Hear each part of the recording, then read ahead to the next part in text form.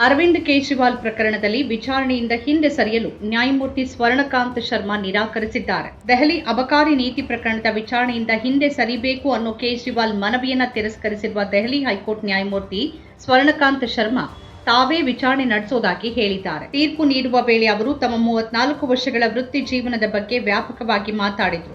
ಒಬ್ಬ ನ್ಯಾಯಾಧೀಶರು ಈ ಅಗ್ನಿ ಪರೀಕ್ಷೆಯನ್ನ ಯಾಕೆ ಎದುರಿಸಬೇಕು ಅನ್ನೋ ಪ್ರಶ್ನೆಯನ್ನ ಅವರು ಎತ್ತಿದ್ರು. ನ್ಯಾಯಾಧೀಶರಾಗಿ ತಮ್ಮ ಮೌನವನ್ನು ಕೂಡ ಪ್ರಶ್ನೆ ಮಾಡಲಾಯಿತು ಮತ್ತು ಈ ವಿಷಯ ತಮ್ಮ ನಿಷ್ಪಕ್ಷಪಾತತೆಗೆ ಮಾತ್ರವಲ್ಲದೆ ಇಡೀ ನ್ಯಾಯಾಂಗ ವ್ಯವಸ್ಥೆ ಮೇಲಿನ ನಂಬಿಕೆ ಮತ್ತು ವಿಶ್ವಾಸಾರ್ಹತೆಗೆ ಸಂಬಂಧಿಸಿದೆ ಅಂತ ಅವರು ಹೇಳಿದ್ರು. ನ್ಯಾಯಾಧೀಶರ ಹಾದಿ ಸುಲಭವಲ್ಲ ಅಂತ ಅವರು ಹೇಳಿದ್ರು.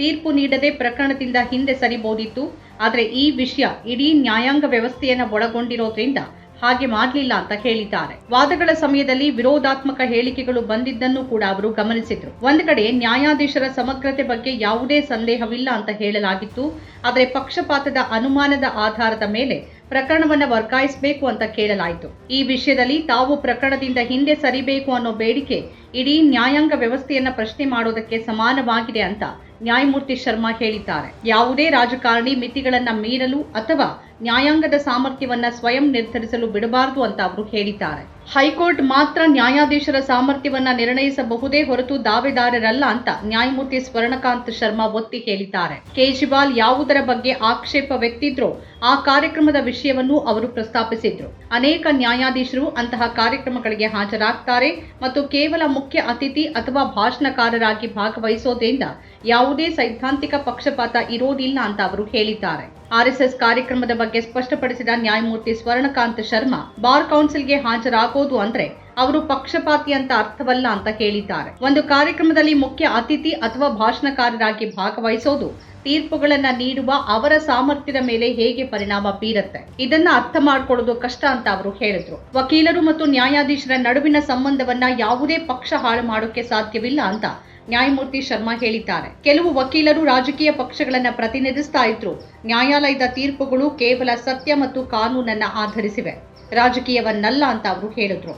ಅಂತಹ ಆರೋಪಗಳನ್ನ ಒಪ್ಕೊಂಡ್ರೆ ಅಂತಹ ಅನೇಕ ಪ್ರಕರಣಗಳು ಎದುರಾಗುತ್ತೆ ಮತ್ತು ನ್ಯಾಯಾಂಗದ ಮೇಲಿನ ಸಾರ್ವಜನಿಕ ನಂಬಿಕೆ ಕುಸಿಯತ್ತೆ ಅಂತ ನ್ಯಾಯಮೂರ್ತಿ ಸ್ವರ್ಣಕಾಂತ್ ಶರ್ಮಾ ಎಚ್ಚರಿಸಿದ್ದಾರೆ.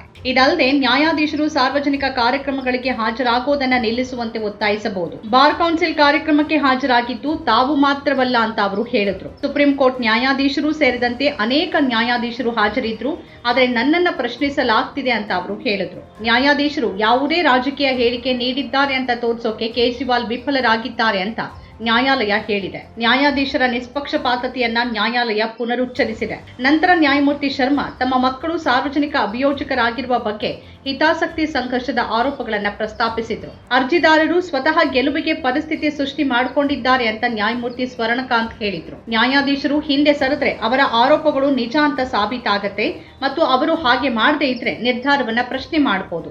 ಅಂತಹ ತಂತ್ರವನ್ನ ಒಪ್ಪಲಾಗದು ಅಂತ ನ್ಯಾಯಾಲಯ ಹೇಳಿದೆ. ಯಾಕಂದ್ರೆ ಇದು ಒಬ್ಬ ನ್ಯಾಯಾಧೀಶರ ಮೇಲೆ ಮಾತ್ರವಲ್ಲದೆ ಇಡೀ ನ್ಯಾಯಾಂಗ ವ್ಯವಸ್ಥೆಯ ಮೇಲೆ ಪರಿಣಾಮ ಬೀರಬಹುದು.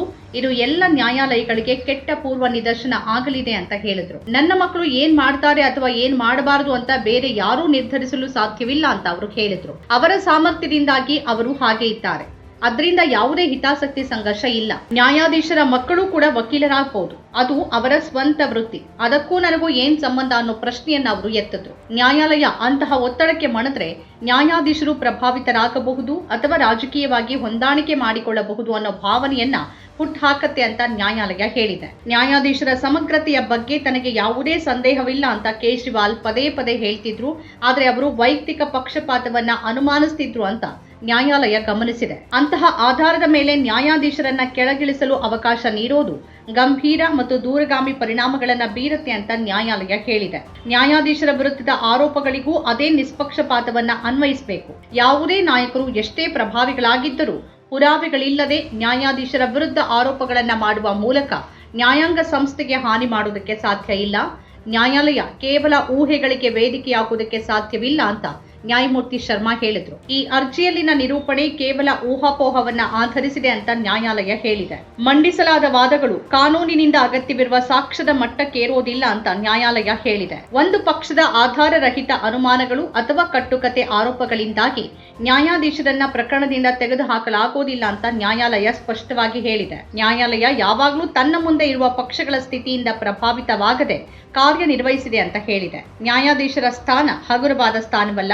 ಊಹಾಪೋಹದ ಆಧಾರದ ಮೇಲಿನ ಒತ್ತಾಯಕ್ಕೆ ನ್ಯಾಯಾಧೀಶರು ಹಿಂದೆ ಸರಿಯುವಂತಾದ್ರೆ ನ್ಯಾಯಾಂಗ ಪ್ರಕ್ರಿಯೆ ಮೇಲೆ ಪರಿಣಾಮ ಬೀರುತ್ತೆ ಅಂತ ಕೋರ್ಟ್ ಹೇಳಿದೆ. ವಿಚಾರಣೆಯಿಂದ ಹಿಂದೆ ಸರಿಯಲು ನ್ಯಾಯಮೂರ್ತಿ ಶರ್ಮಾ ನಿರಾಕರಿಸಿರುವುದು ಅರವಿಂದ್ ಕೇಜ್ರಿವಾಲ್ ಅವರಿಗೆ ಹಿನ್ನಡೆ ಅನ್ನುವಂತೆ ಕಾಣಬಹುದು. ಪ್ರಸ್ತುತ ಹೈಕೋರ್ಟ್ ಎದುರಿರುವ ಪ್ರಕರಣವನ್ನ ನ್ಯಾಯಮೂರ್ತಿ ಸ್ವರ್ಣಕಾಂತ್ ಶರ್ಮಾ ಅವರು ವಿಚಾರಣೆ ನಡೆಸಲಿದ್ದಾರೆ. ಮುಂದೇನಾಗಲಿದೆ ಅನ್ನೋದು ಕುತೂಹಲಕಾರಿಯಾಗಿದೆ. ನಮ್ಮ ಕಾರ್ಯಕ್ರಮಗಳನ್ನು ನೀವು ನೋಡ್ತಾ ಇದ್ರೆ ನಮ್ಮ ಚಾನೆಲ್ ಅನ್ನ ಸಬ್ಸ್ಕ್ರೈಬ್ ಮಾಡಿ, ಪಕ್ಕದ ಬೆಲ್ ಐಕಾನ್ ಒತ್ತಿ ನಮ್ಮನ್ನ ಬೆಂಬಲಿಸಿ. ಹಾಗೆ ನಮ್ಮ ಕಾರ್ಯಕ್ರಮಗಳನ್ನ ಲೈಕ್ ಮಾಡಿ, ಕಮೆಂಟ್ ಮಾಡಿ, ಅದನ್ನ ಬೇರೆಯವರಿಗೂ ವಾಟ್ಸ್ಆಪ್ ಮೂಲಕ ಶೇರ್ ಮಾಡಿ.